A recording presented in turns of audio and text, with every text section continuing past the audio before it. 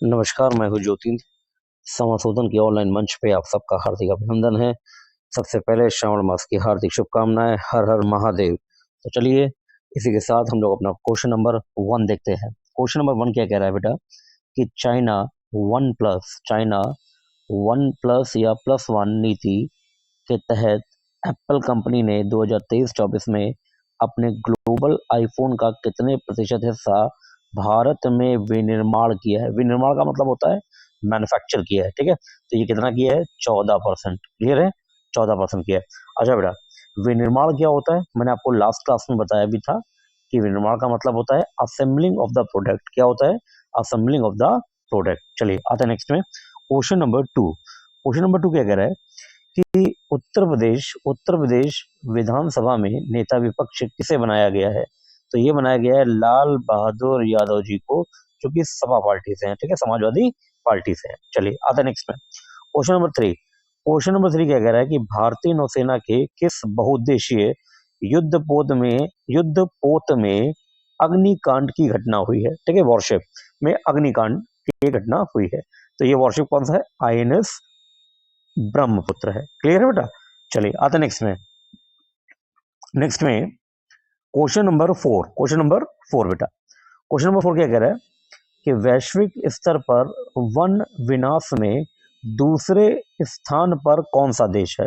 ठीक है, तो वो देश है भैया भारत है, ठीक है, जहां तेजी के साथ तो मतलब वन का कटाव हो रहा है, ठीक है। और पहला देश कौन सा है? तो यहाँ पे नोट पॉइंट भी ले लीजिए बेटा। एक पहला देश है बेटा ब्राजील। कौन सा है ये? ब्राजील, ठीक है, ये ध्यान रखिएगा, बहुत इंपॉर्टेंट है। और बेटा तीसरा देश कौन है? ये पहला तो भारत हो गया, जहाँ पे सबसे ज्यादा वन कट रहे हैं भारत में, ठीक है।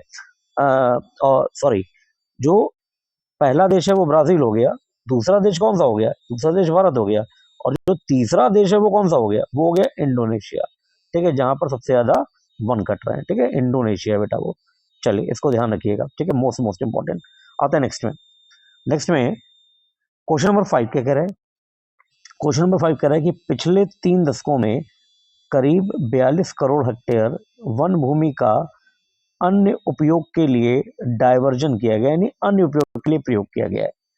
ऐसा खुलासा संयुक्त राष्ट्र खाद्य एवं कृषि संगठन FAO food and agriculture organization ने अपनी किस रिपोर्ट में किया है? तो बेटा ये रिपोर्ट का नाम है the state of world's forest 2024। मैं फिर से पढ़ देता हूँ, the state of world's forest 2024, ये रिपोर्ट का नाम है, ठीक है। चलिए आते हैं नेक्स्ट में। Question number 6। क्वेश्चन नंबर 6, जैसे कि आपको पता है कि बेटा आज बजट आ गया है, ठीक है, आज 23 जुलाई को। तो मैंने बजट के जितने भी क्वेश्चन हैं अधिकांश से अधिकांश वो लेने का प्रयास किया है, क्योंकि ये इतना बड़ा टॉपिक है। और moral of the story is this कि मुझे 30 ही क्वेश्चन बनाने होते हैं एक दिन में, तो ये 2 से 3 भागों में मैं बजट को कंप्लीट करवाऊंगा, ठीक है। तो उससे पेपर में जब आप बैठेंगे एग्जामिनेशन हॉल में, तो बजट का जब कोई क्वेश्चन आएगा तो कोई छूटेगा नहीं, ठीक है। तो 2 से 3 वीडियो में मैं इसको कवर करवाऊंगा, ठीक है बेटा। चलिए क्वेश्चन नंबर 6। क्वेश्चन नंबर 6 क्या है कि बजट 2024-25 के अंतर्गत सरकार देश के युवाओं को घरेलू संस्थान में उच्च शिक्षा के लिए 10 लाख तक के ऋण पर ब्याज में मदद करेगी, जिसके लिए वह इतने प्रतिशत की वार्षिक ब्याज में छूट देगी। तो वो छूट कितनी है? ये है 3% की, ठीक है, टिक कर दीजिए, most most important.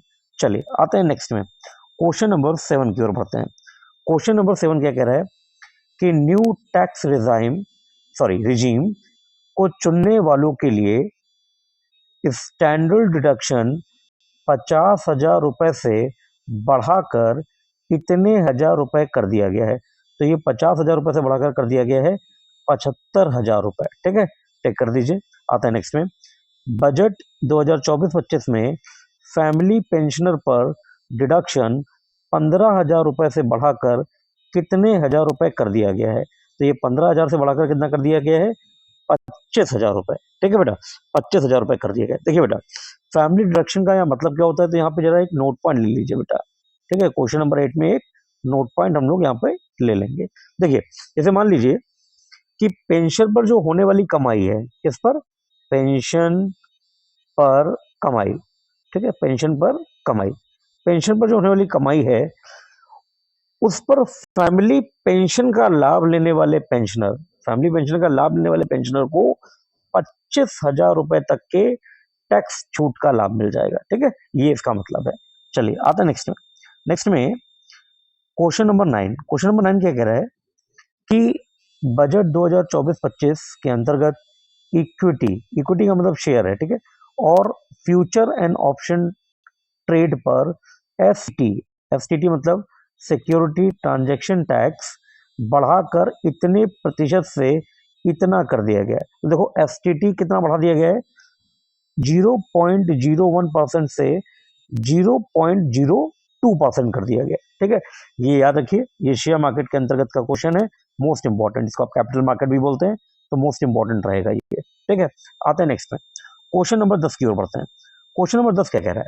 Question number 10 कह रहा है कि वित्त मंत्री के अनुसार बजट 2024-25 के अंतर्गत कहा गया है कि वित्तीय वर्ष 2025 में वित्तीय घाटा, फिस्कल डेफिसिट, जीडीपी का, जीडीपी यानी ग्रॉस डोमेस्टिक प्रोडक्ट का इतना प्रतिशत रहने का अनुमान है।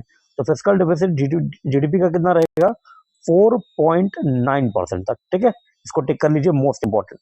चलिए आते हैं नेक्स्ट में। नेक्स्ट में क्वेश्चन नंबर 11। क्वेश्चन नंबर 11 से पहले मेरा आपसे यही निवेदन है, आग्रह है कि आप चैनल को सब्सक्राइब करें, शेयर करें, लाइक करें, कमेंट करें, ताकि मुझे ऊर्जा मिल पाए, ऊर्जा मिल पाए। ठीक ठीक ठीक, समझ गया आप। चलिए question number 11। New tax regime के अंतर्गत 15 लाख से ऊपर की आय पर कितने प्रतिशत टैक्स लिया जाएगा? तो देखो बेटा 15%, सॉरी 15 लाख प्रति वर्ष की अगर आपकी इनकम है तो उस पर आपका टैक्स कितना बन रहा है, 30%। कितना बन रहा है बेटा, 30%। चलिए आते next question number 12। Question number 12 है न्यू टैक्स रिजीम के अनुसार 12 से लेकर 15 लाख रुपए तक की आय पर कितने प्रतिशत टैक्स लिया जाएगा? तो 12 से 15 तक की आय पर लिया जाएगा, 15 लाख तक की आय पर लिया जाएगा 20%, और 15 लाख से ऊपर है तो 30%, जैसा कि ऊपर पढ़ा हम लोगों ने। चलिए नेक्स्ट में न्यू टैक्स रिजीम के अंतर्गत 10 लाख से लेकर 12 लाख रुपए तक की आय पर कितने प्रतिशत टैक्स लिया जाएगा?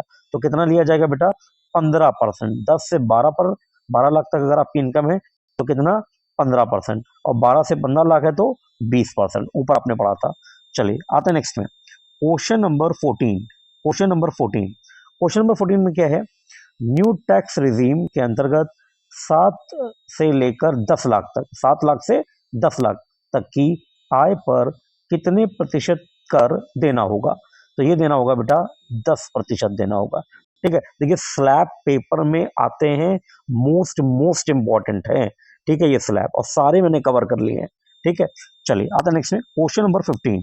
क्वेश्चन नंबर 15 कह रहा है कि न्यू टैक्स रिजीम के अंतर्गत 3 लाख से 7 लाख, ये 3 से 7 मतलब 3 से 7 का मतलब है 3 लाख से 7 लाख रुपए तक की आय पर कितने प्रतिशत कर देना होगा? तो ये देना होगा बेटा 5% देना होगा। ठीक है, 5%। चलिए आता है नेक्स्ट में क्वेश्चन नंबर 16। क्वेश्चन नंबर 16 में क्या है कि न्यू टैक्स रिजीम के अनुसार 0 से लेकर 3 लाख तक की आय पर कितना कर देना होता है? तो भैया ये देना होता है 0%। क्लियर है, यानी अगर आपकी आय 0 है तो वो तो अंडरस्टूड ही है। ठीक है, वहां पे कहाँ कर बन जाएगा, मगर अगर ये क्या वार्षिक कितना बन रहा है, 3 लाख तक, तो भी कितना परसेंट देना है, 0 देना है, देना ही नहीं मतलब। चलिए आता नेक्स्ट में क्वेश्चन नंबर 17। एसटीसीजी, एसटीसीजी मतलब short term capital gain tax को 15% से बढ़ाकर, कितने परसेंट से बढ़ाकर, 15% से बढ़ाकर कितना प्रतिशत कर दिया गया है? तो बेटा ये कर दिया गया है 20%। क्लियर है, 20%। चलिए यहाँ पर एक नोट पॉइंट ले लीजिए बेटा, देखो एसटीसीजी के लिए देखो, जैसे मान लो आपने कहीं पर कोई निवेश किया है और वो निवेश 1 साल के अंदर, मतलब जो आपने कहीं निवेश किया था और उस निवेश को आपने 1 साल के अंदर, 1 साल के अंदर, एक, ये मैं लिख रहा हूं बेटा, देखिए 1 साल के अंदर निकाल लिया, 1 साल के अंदर ही निकाल लिया, उससे आपको बेनिफिट हो गया, लाभ हो गया, तो उस पर वो जो इनकम आई, वो जो आपका लाभ हुआ, उस पर जो टैक्स लगेगा that is called STCG, short term capital gain. ठीक है, और ऐसे भी देखो, ऐसे भी इकोनॉमिक्स जिन्होंने पढ़ी है, जो बैंक्स की तैयारी कर रहे हैं, ठीक है, उनको तो ये बात पता ही है कि शॉर्ट टर्म लोन के लिए जो टेन्योर होता है वो 365 डेज के अंतर्गत ही माना जाता है। क्लियर है कि नहीं? तो इस 365 दिन यानी 1 साल हो गया। इस 1 साल के अंतर्गत आपने उस चीज को बेच के उससे कोई लाभ कमा लिया तो उस पर जो टैक्स देंगे दैट इज कॉल्ड STCG। ठीक है, salt term capital gain tax, जो कि कितना था 15%, अब कितना हो गया है 20%। ठीक है, टिक कर दीजिए, मोस्ट इंपॉर्टेंट। आइए नेक्स्ट में देखो उसका बड़ा भाई है। बड़ा भाई मतलब वो शॉर्ट टर्म था, ये लॉन्ग टर्म है। तो देखो ये क्या कह रहा है बेटा कि LTCG यानी long term capital gain tax को वर्तमान बजट के अनुसार कितने प्रतिशत बढ़ा दिया गया। देखो यहां पर बढ़ा दिया गया है, ये 12.5% कर दिया गया। अब मेरी बात समझना, आपने ऊपर पढ़ा था शॉर्ट टर्म, नीचे पढ़ रहे हैं लॉन्ग टर्म। लॉन्ग टर्म का मतलब क्या है कि 1 साल से ऊपर की, 1 साल से ऊपर के लिए आपने कहीं निवेश किया था, 1 वर्ष से ऊपर के लिए किया था, उस निवेश को आपने वहां पर बेचा, उससे आपको कोई मुनाफा हुआ, उस मुनाफे पे जो टैक्स लगेगा दैट इज कॉल्ड LTCG। ठीक है ना मामला? चलिए आता नेक्स्ट में क्वेश्चन नंबर 19 बेटा। क्वेश्चन नंबर 19, वर्तमान बजट 2024-25 के अंतर्गत कितने क्रिटिकल मिनरल्स पर, ये क्रिटिकल मिनरल्स को जो अंडरलाइन करो, क्रिटिकल मिनरल्स पर कस्टम ड्यूटी फ्री कर दी गई है। ठीक है, तो ये 25 क्रिटिकल मिनरल्स पर जो आपकी कस्टम ड्यूटी है वो फ्री कर दी गई है। अब यहाँ पर एक नोट पॉइंट ले लीजिए बेटा आप। देखिए यहाँ पर क्या नोट पॉइंट है कि जो क्रिटिकल मिनरल्स होते हैं वो क्या होते हैं। तो क्रिटिकल मिनरल्स वो मिनरल्स होते हैं जिन पर कोई आधुनिक प्रौद्योगिकी का निर्माण किया जा सकता है। क्लियर है? यानी आधुनिक कोई टेक्नोलॉजी है आपकी, मॉडर्न टेक्नोलॉजी, उसमें उसका क्या हो रहा है, निर्माण हो रहा है। आधुनिक तकनीक के में सहायक, तकनीक या प्रौद्योगिकी में सहायक। ठीक है बेटा, जैसे मान लो आपको फोटोवोल्टिक सेल बनाने हैं, तो उससे संबंधित जो मिनरल्स होंगे वो उससे संबंधित जो मिनरल्स होंगे अगर वो ड्यूटी फ्री कर दिए जाए तो सस्ते हो जाएंगे, तो वो प्रौद्योगिकी आगे बढ़ेगी। लोग उसको, अगर सस्ता प्रोडक्ट होगा तो लोग उसको तेजी से खरीदेंगे। सिर्फ इतना सा पर्पस होता है इसका। चलिए आते नेक्स्ट में एक एक शब्द, अच्छा एक बात और बता दूं यहाँ पर एक नोट पॉइंट हम और भी ले सकते हैं। वो इसलिए ले सकते हैं कि यहाँ पे देखो एक एक शब्द आया है कस्टम ड्यूटी। ठीक है, कस्टम का ड्यूटी का मतलब क्या है कि जैसे मान लो आयात या कोई निर्यात कर रहे हो तो उस पर लिया गया शुल्क जो है, आयात एंड निर्यात के ऊपर लिया गया जो शुल्क होता है that is called custom duty. ठीक है, ये ध्यान रखिएगा। चलिए आते नेक्स्ट। हालांकि ये इकोनॉमिक्स के टर्म्स हैं, इकोनॉमी का एक मैं लेक्चर लूंगा तो उसमें मैं इस तरह के टर्म्स को करवा दूंगा ताकि आपको आसानी हो जाए बेटा। ठीक है, क्योंकि ये जो सेशन है ये केवल करंट के लिए है, तो उसमें ज्यादा डिटेल में मैं जा भी नहीं सकता और जाना चाहूंगा भी नहीं। ठीक है, उसके लिए एक प्रॉपर वीडियो बनाऊंगा तब मैं उस पर बात करूंगा। चलिए अब आते हैं क्वेश्चन नंबर 20 पे बेटा। हाँ, क्वेश्चन नंबर 20। देखिए बेटा, क्वेश्चन नंबर 20 बताने से पहले मेरा फिर वही पुनः आपसे निवेदन है, आग्रह है कि चैनल को सब्सक्राइब करें, शेयर करें, कमेंट करें, लाइक करें ताकि मुझे ऊर्जा मिल पाए। Very good. चलिए आते नेक्स्ट में क्वेश्चन नंबर 20। देखो क्वेश्चन नंबर 20 क्या कह रहा है, वित्त वर्ष 2024-25 के बजट के अंतर्गत अवसंरचना, अवसंरचना को इंग्लिश में बोलते हैं इंफ्रास्ट्रक्चर के विकास के लिए कितने लाख करोड़ रुपए निवेश किया जाएगा। तो भैया ये निवेश किया जाएगा 11.11 लाख करोड़, 11.11 लाख करोड़, इतना इन्वेस्टमेंट होगा। ठीक है, चलिए आते नेक्स्ट में। अच्छा एक बात और मैं बता दूं, यहाँ पे एक नोट पॉइंट ले लीजिए आप। ठीक है, नोट पॉइंट क्यों ले लीजिए, उसका एक रीजन है। क्या आपको ये पता है कि अवसंरचना क्या होती है? क्योंकि आपने देखा होगा हम लोग बार बार इस पे बात करते हैं कि इंफ्रा पर, तो देखो इंफ्रा पे बात ये करते हैं कि इंफ्रा क्या करता है। इंफ्रा मदद करता है, जैसे मान लो देश में लोगों को रोजगार देना है बेटा, तो देश में लोगों को रोजगार कैसे दोगे? जब इंफ्रास्ट्रक्चर डेवलप होगा। तो जैसे मान लो मैं एक छोटा सा एग्जांपल दे रहा हूँ। ठीक है, जैसे मान लीजिए आपने एक जमीन खरीदी, फिर उस पर आपने एक बिल्डिंग बना दी, फिर उसमें मान लो किसी ने कोई इंस्टीट्यूशन खोल लिया, है ना, उसमें फिर उन्होंने इंस्टीट्यूशन खोला, मतलब शैक्षणिक कोई ये संस्थान है, तो उसके लिए उनको क्या किया गया, सेटिंग अरेंजमेंट करना होगा। फिर उसमें ऐड करवाएंगे तो बच्चे आ जाएंगे, फिर बच्चे आ जाएंगे तो बच्चों को पढ़ाने के लिए क्या हो जाएंगे, टीचर्स आ जाएंगे। तो अब जरा बात समझिए, जिसने ये जमीन खरीदी उसको प्रॉफिट, जिसने ये कोचिंग बनाई उसको प्रॉफिट, जो बच्चे आ गए, बच्चे दूर जाके पढ़ते उनको प्रॉफिट, उन बच्चों को पढ़ाने के लिए अगर मैं थोड़ा बहुत जानता हूँ, मान लो मुझे थोड़ी बहुत करंट पता है, तो मैं भी आ गया उस इंस्टीट्यूशन में, तो मुझे भी प्रॉफिट। तो यहाँ पर क्या देख रहे हैं, यहाँ पे आप ये देख रहे हैं कि ये जितने भी चरण हैं उसमें जितने लोग जिस स्तर का कार्य कर पा रहे हैं उन सभी को क्या मिल जा रही है, नौकरियां मिल जा रही हैं। इसी को बोलते हैं इंफ्रास्ट्रक्चर डेवलपमेंट, इसलिए सरकार इस पर ज्यादा फोकस करती है।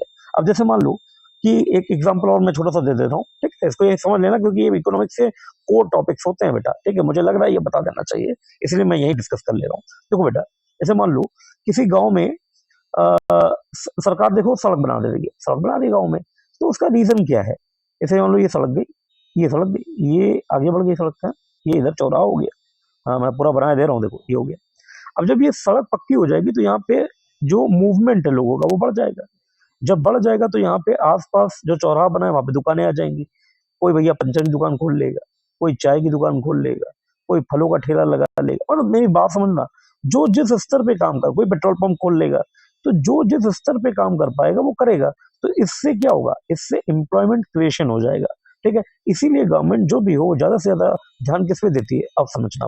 देखो एक बात गांठ बांध के रख लो कि सरकार सभी को सरकारी नौकरी नहीं दे पाएगी, और वो कोई सरकार हो, ये नहीं होता, हो ही नहीं पाएगा, ठीक है। इसीलिए देखो भारत की जो अर्थव्यवस्था है वो पीपीपी भी है।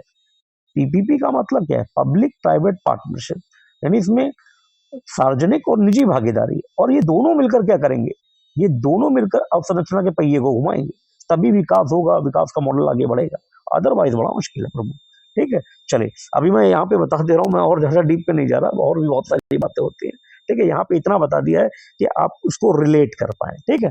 चलिए आता है नेक्स्ट में क्वेश्चन नंबर 21। क्वेश्चन नंबर 21 बेटा क्या कह रहा है, वो बेचारा ये कह रहा है कि वित्त वर्ष के बजट 2024-25 के अंतर्गत अवसंरचना के विकास के लिए जो धनराशि आवंटित की गई है वह जीडीपी का कितने प्रतिशत है। तो जो अवसंरचना के लिए आपने ऊपर पढ़ा कि 11.11 लाख करोड़ रुपए का आवंटन किया जा रहा है, वो जीडीपी का कितना परसेंट है, तो ये 3.4% है, ठीक है।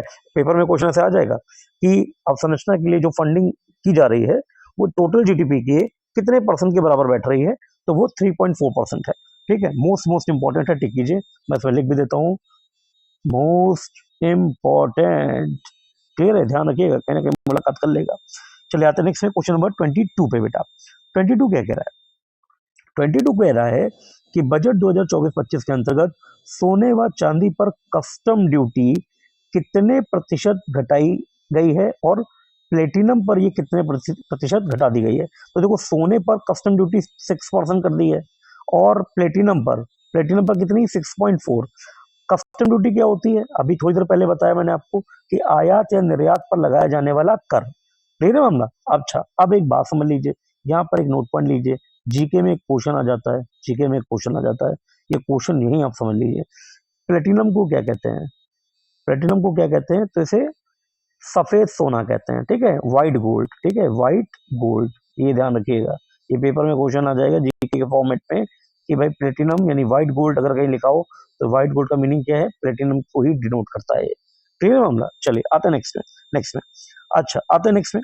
अच्छा एक बात मुझे और याद आ रही है, मैं सोच रहा हूँ इसकी बात कर ही लूँ, मैं यहीं पे कर लेता हूँ, देखो सुनो मेरी बात, एक नोट पॉइंट और ले लो, हाँ कोई दिक्कत तो नहीं है ना, मतलब जितने चाहो उतने नोट लगा दो, हाँ? अपनी कॉपी अपना ही पेन है, ठीक है। देखो सुनो मेरी बात, जरा क्या मुझे ये बताओगे कि जो गोल्ड होता है, गोल्ड वो किस कैरेट से स्टार्ट होता है, गोल्ड पे कैरेट शुद्धता का मानक है, तो वो किस कैरेट से स्टार्ट होता है, 18, 22, 24, किससे, 18 से, 24 से, 22 से, ये सब गड़बड़ है मामला।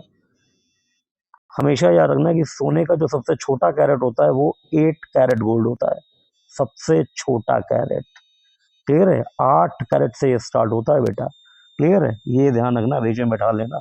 चलिए आते हैं नेक्स्ट में आते हैं क्वेश्चन नंबर 23 में चलते हैं बेटा, क्वेश्चन नंबर 23 में बेटा देखो क्वेश्चन नंबर 23 क्या कह रहा है, बजट 2024-25 के अंतर्गत विदेशी कंपनियों पर कॉर्पोरेट टैक्स यानी निगम कर की दर को 40% से घटाकर कितने प्रतिशत कर दिया गया है। तो भैया इसको 40% से घटाकर कितना कर दिया है, 35% कर दिया है, कितना कर दिया है, 35%। तो ये एक बड़ा अच्छा क्वेश्चन है, इसको भी क्या कर लो, टेक कर लो। अच्छा दूसरी बात क्या है कि कॉर्पोरेट टैक्स होता क्या है, तो देखो एक ऐसा कर जो सरकार किसी कंपनी की आय पर लगाती है। ठीक है, देखो मैं यहाँ पे नोट पे लिख दे रहा हूं कि सरकार सरकार किसी कंपनी की आय पर, कंपनी की आय पर जो टैक्स लगाती है उसी को क्या बोलते हैं, कॉर्पोरेट टैक्स बोलते हैं। ठीक है, कितना था 40%, कितना हो गया 35%। चलिए क्वेश्चन नंबर 24 बेटा, क्वेश्चन नंबर 24 क्या कह रहा है कि बजट 2024-25 के अंतर्गत यह कहा गया है कि 500 शीर्ष कंपनियां 5 साल में 1 करोड़ युवाओं को इतने महीने का कौशल पर प्रशिक्षण देंगी। कितने महीने का देंगी, 12 माह का देंगी। 12 माह मतलब 1 साल। हो सकता है ऑप्शन में आपसे जब पूछे तो पूछ लें कि बताओ 500 शीर्ष कंपनियां जो है 5 साल में 1 करोड़ युवाओं को जो प्रशिक्षण देंगी कितने साल का है, तो भैया 1 साल का है। ठीक है, या 12 महीने बोल लूँ, बात तो एक ही है ना। ठीक है, अच्छा इसमें एक नोट पॉइंट लगा दो। क्यों लगा दो, ये भैया एक बार सोचो कि ये जो बच्चे हैं, ये युवा हैं जो सॉरी युवा है जो, इन्हें कौशल प्रशिक्षण देने की जरूरत क्या पड़ रही है। तो देखो बहुत कायदे समझ लो, एक रिपोर्ट है ease of doing business report, ease of doing business report. अब इसमें इस रिपोर्ट में ये छापा गया था, यानी प्रकाशित हुआ था शुद्ध भाषा में कि भैया अगर विदेशी कंपनियां भारत आ भी जाएं, अगर विदेशी कंपनियां भारत आ जाएं तो युवाओं को नौकरी मिलेगी, तो भी युवाओं को नौकरी नहीं मिलेगी। क्यों नहीं मिलेगी, क्योंकि लोग यानी युवा के पास कौशल नहीं है। देखो सुनने में बुरा लगेगा मगर सच्चाई है कि कौशल नहीं है, स्किल नहीं है युवा के पास। ठीक है, अब जब स्किल ही नहीं है तो नौकरी नहीं मिलेगी।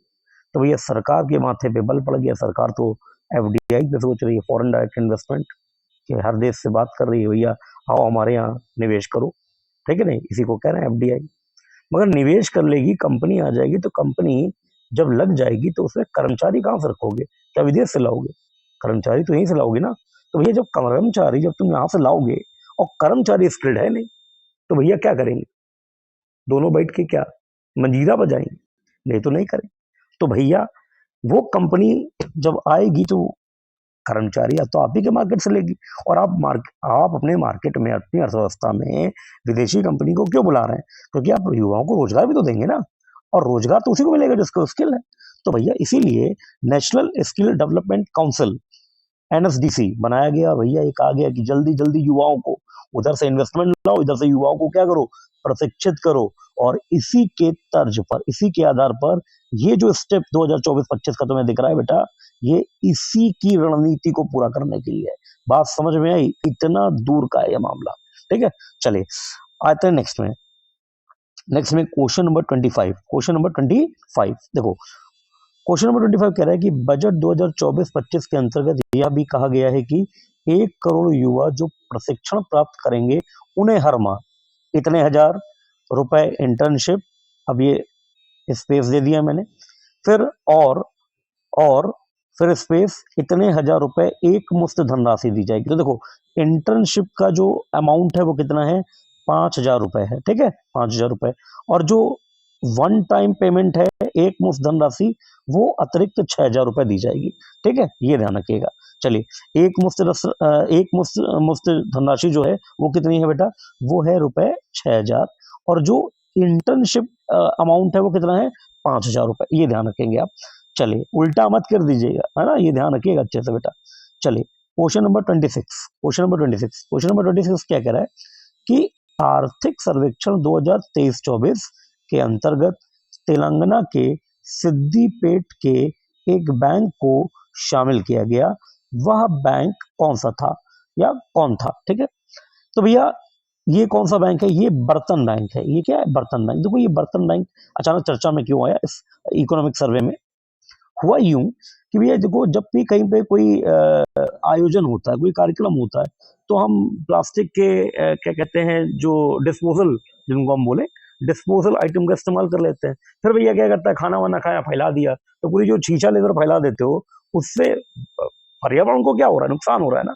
तो उसके लिए क्या है, सिद्दीपेट में, तेलंगाना के सिद्दीपेट में एक बर्तन बैंक बनाया गया है, जो किराए पे क्या कर देते हैं भाई, बर्तन दे देते हैं। एक बात बताओ, ये जो आप डिस्पोजल ला रहे हैं क्यों ला रहे हैं?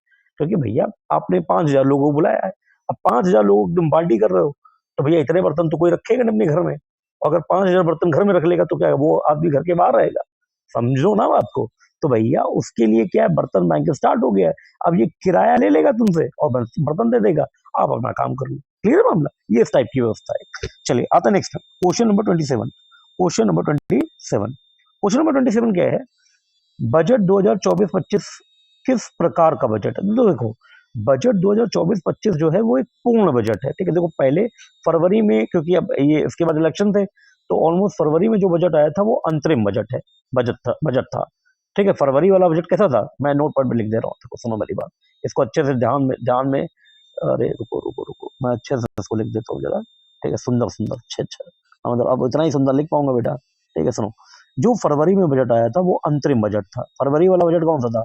अंतिम, फरवरी 2024। ठीक है, फरवरी 2024 में ये कौन सा था? अंतरिम बजट। अंतरिम बजट क्या होते हैं? एक ऐसा बजट जो एक साल से कम समय का हो, एक साल से कम समय का, कम समय का बजट, कल कल कम समय का बजट, यानी एक वर्ष से कम समय का बजट क्या कहलाता है? अंतरिम कहलाता है। ठीक है, ध्यान रखना। और ये क्या है? ये पूर्ण बजट है, जो अभी 2024-25 का आज आया 23 जुलाई को। ठीक है बेटा, चलिए आता नेक्स्ट है क्वेश्चन नंबर 28।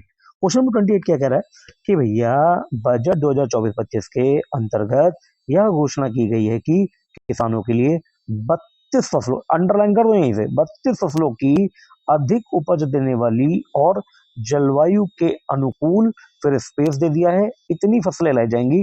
तो 32 फसलों की ऐसी अधिक उपज देने वाली और जलवायु के अनुकूल फसल की संख्या 107, 107 ऐसी फसलें लाई जाएंगी। क्लियर है? ठीक है, 32 फसलों की अधिक उपज देने वाली, जलवायु के अनुकूल इतनी फसल लाएंगी, इतनी कितनी? 107। ठीक है, ये ध्यान रखना, इसकी घोषणा कर दी गई है। चलिए आते नेक्स्ट में। क्वेश्चन नंबर 29, बजट 2024-25 के अंतर्गत किस अधिनियम की समीक्षा किए जाने की बात कही गई है? तो देखो, आयकर अधिनियम 1961 की समीक्षा यानी रिव्यू किया जाएगा, ऐसा निर्मला सीतारमन जी ने कहा है, और ये 6 महीने के अंदर अंदर होगा। ठीक है, लगभग 6 महीने के अंदर हो जाएगा। ठीक है, चलिए आते हैं नेक्स्ट में क्वेश्चन नंबर 30, आज का अंतिम प्रश्न। और अंतिम प्रश्न को करवाने से पहले मेरा फिर से वही निवेदन, वही आग्रह, ये चैनल को सब्सक्राइब कर लें, चैनल को लाइक करें, चैनल को शेयर करें, चैनल पर कमेंट करें, ताकि मुझे ऊर्जा मिले, तो मैं और ऊर्जा से और नवीन प्रश्नों के साथ आपके समक्ष उपस्थित हो सकूं। तो चलिए क्वेश्चन नंबर 30 को बेटा देख लेते हैं। ठीक है, क्वेश्चन नंबर 30, बजट 2024-25 के अंतर्गत अंतरिक्ष अंतरिक्ष अर्थव्यवस्था को 10 वर्षों में स्पेस, फिर इतने गुना बढ़ाने के लिए, फिर स्पेस इतने हजार करोड़ का वेंचर कैपिटल फंड आवंटित किया गया है। तो भैया वो कितना किया गया है वो आप जरा देख लीजिए। वो किया गया है ऑप्शन नंबर 1, 5 गुना। एक तो शर्त क्या है कि ये 5 गुना कर दिया जाएगा, और 5 गुना करने के साथ साथ क्या है, 1,000 करोड़, 1,000 करोड़ का वेंचर कैपिटल क्या कर दिया जाएगा, इसमें इसमें कोष बनाया जाएगा या आवंटित किया जाएगा कोष से। इसमें एक नोट पॉइंट ले लो, देखो इसमें एक नोट पॉइंट क्या है कि आपसे पेपर में कभी भी पूछ देंगे कि भैया वेंचर कैपिटल होता क्या है, वेंचर कैपिटल क्या होता है? तो वेंचर कैपिटल वह कैपिटल होता है, जैसे मान लो कोई नवीन क्षेत्र है, उस नवीन क्षेत्र के लिए निवेशकों द्वारा शुरुआती चरण की कंपनी में निवेश के लिए जो धनराशि लगाई जाती है, उसको क्या बोलते हैं? Venture capital. देखो सीधा सीधा ऐसे समझ लो कि एक नई फील्ड है, उस नई फील्ड में जो आप पैसा लगा रहे हैं, अब उसमें किसी तरह का रिस्क भी हो सकता है, तो इस तरह के फंडिंग को हम क्या बोलते हैं? वेंचर कैपिटल बोल देते हैं। क्लियर है बेटा? तो आज का ये जो अध्याय था वो समाप्त होता है 30 प्रश्नों का। कल नवीन 30 प्रश्नों के साथ मिलेंगे, और ये ध्यान रखिएगा कि बजट, मैक्सिमम फोकस मेरा बजट पे होगा, क्योंकि मैं उसमें 2 से 3 वीडियो में, इसमें भी जैसे मैंने क्वेश्चन लिए हैं, क्वेश्चन नंबर 6 से लेकर 30 तक, ये जितने भी क्वेश्चन थे सब बजट के ही हैं। ठीक है, मगर एक वीडियो में इतने सारे क्वेश्चन नहीं डाल सकता था 30 प्रश्नों की एक सीमा बना रखी है मैंने। तो वो नेक्स्ट 2 वीडियो में लगभग मैं पूरे बजट को क्या कर दूंगा, कवर कर दूंगा। और उसके बाद एक दिन मैं लाइव क्लासेस में भी आऊंगा, प्रयास ये करूंगा कि पूरे बजट के पूरा सिस्टमैटिक तरीके को मैं आपको समझा दूं। क्लियर है? तो बस आज के लिए इतना ही। जय हिंद, जय भारत।